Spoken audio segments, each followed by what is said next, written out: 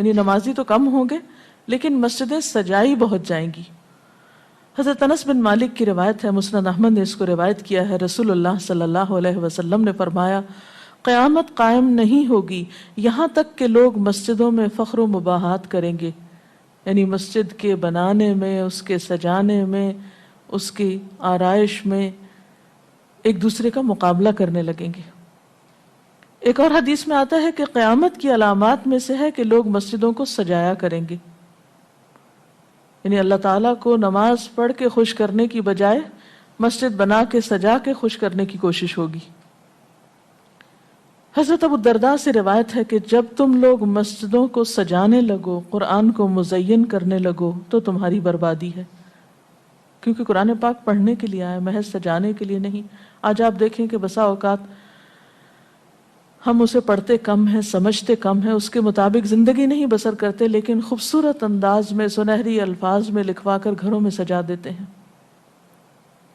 تو قرآن پاک سجانے کے لیے نہیں آیا، وہ تو ہدی للناس ہے، ساری انسانیت کی ہدایت کے لیے آیا ہے، لیکن ہم نے اس کا بس اتنا ہی فائدہ اٹھایا کہ اسے خوبصورت انداز میں لکھ کے طاقوں میں سجا دیا۔ اسی طرح ایک اور نشانی کہ انسان حلال حرام کی پرواہ نہیں کرے گا۔ رسول اللہ صلی اللہ علیہ وسلم نے فرمایا، صحیح بخاری کی روایت ہے، لوگوں پہ ایسا وقت ضرور آنے والا ہے کہ آدمی اس بات کی بالکل فکر نہیں کرے گا کہ جو مال اس نے حاصل کیا ہے وہ حلال ہے یا حرام ہے، یعنی کس ذریعے سے حاصل کیا ہے۔ ایک اور حدیث میں آتا ہے کہ قیامت سے پہلے سود پھیل جائے گا۔ ایک اور روایت میں آتا ہے کہ ہر شخص تک اس کا کچھ نہ کچھ غبار پہنچے گا، یعنی کچھ لوگ تو براہ راست اس میں انوالو ہوں گے اور کچھ لوگ انڈائریکٹلی اس سے متاثر ہوں گے۔ اسی طرح قیامت کی نشانیوں میں سے ایک اور نشانی دیگر امتوں کی مشابہت اور تقلید ہوگی۔ حضرت ابو سعید رضی اللہ تعالیٰ عنہ سے روایت ہے، رسول اللہ صلی اللہ علیہ وسلم نے فرمایا، تم اپنی سابقہ امتوں کی ایک ایک بالشت اور ایک ایک گز میں اتباع کرو گے، یعنی چھوٹے سے چھوٹے معاملے میں اور بڑے سے بڑے معاملے میں ان کی پیروی کرو گے، حتیٰ کہ اگر وہ کسی سانڈے کے سوراخ میں داخل ہوئے ہوں گے، یعنی گوہ کے سوراخ میں، تو تم بھی ان کی پیروی کرو گے، اس سوراخ میں بھی گھسو گے۔ ہم نے پوچھا یا رسول اللہ صلی اللہ علیہ وسلم، کیا آپ کی مراد یہود و نصارہ ہیں؟ فرمایا پھر اور کون؟ اور آج ہم مسلمان دیکھ سکتے ہیں کہ ہم کس کی پیروی کر رہے ہیں،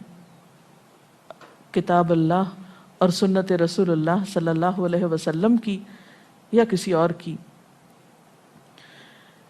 قیامت کی نشانیوں میں سے ایک نشانی زلزلے بکثرت آئیں گے۔ حضرت ام سلمہ سے روایت ہے، مسند احمد میں یہ روایت آتی ہے، رسول اللہ صلی اللہ علیہ وسلم نے فرمایا، قیامت سے پہلے موت کی سخت وبا پھیلے گی، پھر زلزلوں والے سال آئیں گے۔ ایک اور روایت میں آتا ہے، قیامت کی نشانیوں میں سے ہے کہ ناگہانی موت کثرت کے ساتھ ہوگی، یعنی اچانک ڈیتھ،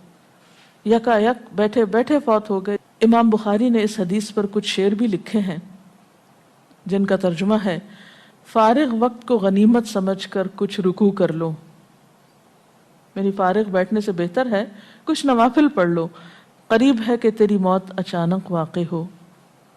تم کتنے ہی صحت مند لوگوں کو دیکھتے ہو جن کی صحت مند جانیں اچانک فوت ہو جاتی ہیں، یعنی ختم ہو جاتی ہیں۔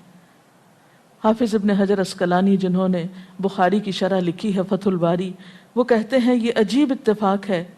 کہ امام بخاری خود بھی اسی طرح اچانک فوت ہوئے تھے، یعنی اچانک موت جو ہے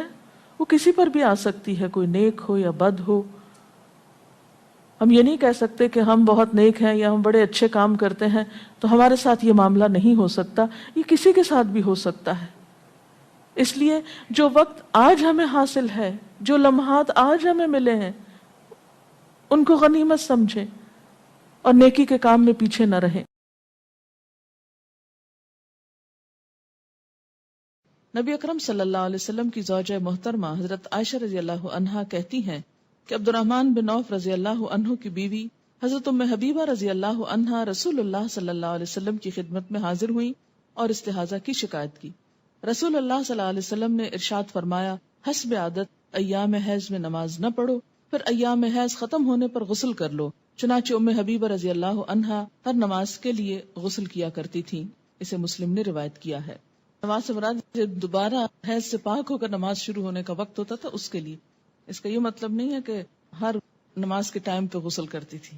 غسل حیض کا طریقہ یہ ہے، عن عائشہ رضی اللہ عنہا ان اسماء سألت النبی صلی اللہ علیہ وسلم عن غسل المحیض فقال تأخذ احداکن ماءها وسدرتها فتطهر فتحسن الطهور ثم تصب على رأسها فتدلكه دلكا شديدا حتى يبلغ شؤون رأسها ثم تصب عليه الماء ثم تأخذ فرصة ممسكة فتطهر بها فقالت اسماء وكيف أتطهر فقال سبحان الله تطهرين بها فقالت عائشة رضي الله عنها كأنها تخفي ذلك تتبعين أثر الدم وسألته عن غسل الجنابة فقال تأخذ ماء فتطهر فتحسن الطهور أو تبلغ الطهور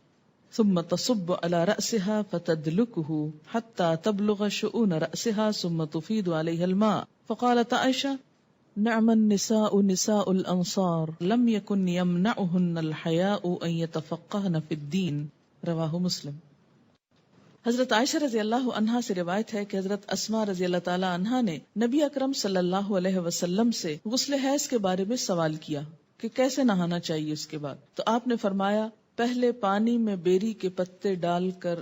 اچھی طرح حیض کے خون سے پاکی حاصل کر لو۔ یہ بیری کے پتوں کی ضرورت اس لیے کہ اس دور میں صابن کی ایسی صورت اور قسمیں موجود نہ تھی۔ مراد جس سے یہ کہ اچھی طرح صفائی حاصل کرنے کے لیے کہ سب میل کچیل دور ہو جائے، اس پانی سے نہاؤ۔ اب دیکھیے کہ مردے کو نہلانے کے لیے بھی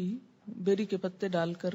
پانی کو بوائل کیا جاتا ہے اور اس سے نہلایا جاتا ہے، اور اس میں بھی ایک اب تو صابن استعمال کر لیا جاتا ہے لیکن دیہاتوں وغیرہ میں اب بھی لوگ اسی پانی سے نہلاتے ہیں، تو ایک طرح سے جراثیم کش محلول بن جاتا ہے اور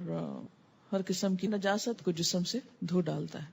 اب یوں سمجھے کہ لیکوڈ سوپ کی طرح کا ہے۔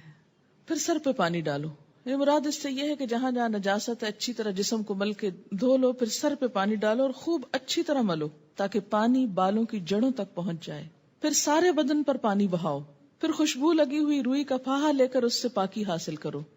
یعنی جسم سے ساری اسمیل دور کرنے کے لیے کیا کرو، روئی کو خوشبو لگا کر اسے جسم پر لگاؤ تاکہ خون کی ساری نجاست کا اثر اور اسمیل اور گندگی دور ہو جائے۔ آج کے دور میں بھی اگر ایسا کیا جائے تو بہت اچھا ہے، لیکن صابن وغیرہ بھی خوشبودار جو ہوتا ہے اس سے یہ کام لیا جا سکتا ہے۔ اس سے آپ اندازہ لگائیں نا کہ اسلام پاکیزگی، طہارت، صفائی ستھرائی اور خصوصاً ایک عورت سے اچھی اسمیل آنے کی طرف کتنا متوجہ کرتا ہے۔ بہت سے ازدواجی زندگیوں میں جھگڑے محض اس لیے ہوتے ہیں کہ عورتیں اپنی کیئر نہیں کرتی، اور خصوصاً جو نجاست سامنے نظر نہیں آتی اس کے بارے میں بہت کیئر لیس ہوتی، تو یہ چیز درست نہیں۔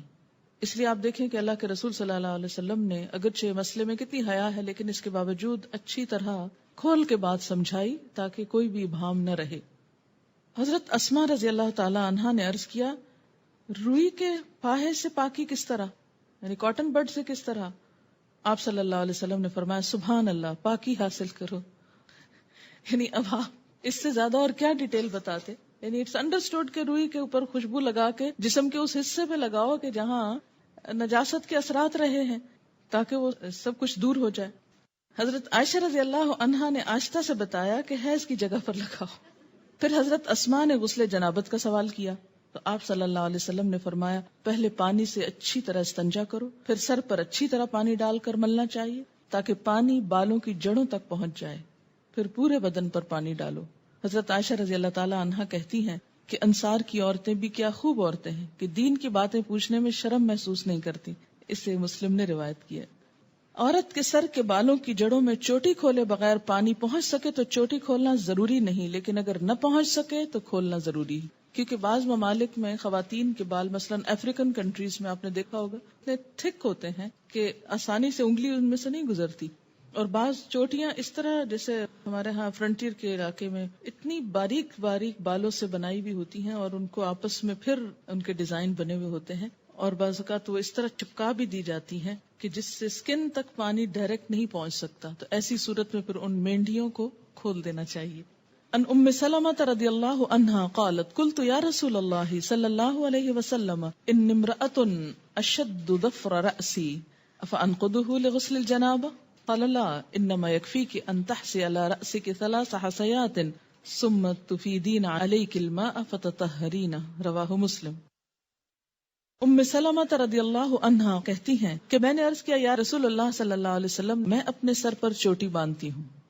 کیا غسل جنابت کے لیے کھول دیا کروں؟ آپ نے فرمایا نہیں، سر پر 3 لپ پانی ڈال لینا کافی ہے اور اس کے بعد سارے بدن پر پانی بہا کر پاک ہو سکتی ہو. اسے مسلم نے روایت کیا ہے. ان عائشہ رضی اللہ عنہا ان النبی صلی اللہ علیہ وسلم قال لها وكانت حائضا انقضی شعرک واغتسلی رواہ ابن ماجہ. حضرت عائشہ رضی اللہ تعالی عنہا سے روایت ہے کہ جب وہ غسل حیض کرنے لگیں تو آپ صلی اللہ علیہ وسلم نے فرمایا اپنے بال کھول لو اور غسل کرو. اسے ابن ماجہ نے روایت کی. ینگ تھی، ان کے بال ہو سکتا بہت تھک ہو. حضرت ام سلمہ ایجڈ تھی، 4 بچوں کی ماں تھی، بال ایک ایک بچے کے بعد جھڑتے گئے اور ہلکے ہو گئے، اس لیے ان کے لیے کافی تھا کہ وہ پانی ڈال لیں. لیکن حضرت عائشہ کو آپ نے کچھ اور بتایا اس لیے کہ ان کے بال تھک ہوں گے. اگر کوئی آپ کو یہ آ کے کہے اور لوگ کہیں گے کہ دیکھیں کتنی کنٹراڈکشن ہے حدیث میں، ایک حدیث میں لکھا یہ کر لو اور ایک میں لکھا وہ کر لو، لیکن دونوں مختلف مواقع پر 2 فتوے کیوں دیے گئے؟ اس لیے کہ دونوں کے حالات مختلف ہیں. اب ہر شخص اپنے آپ کو دیکھے کہ وہ کہاں فٹ ہوتا ہے.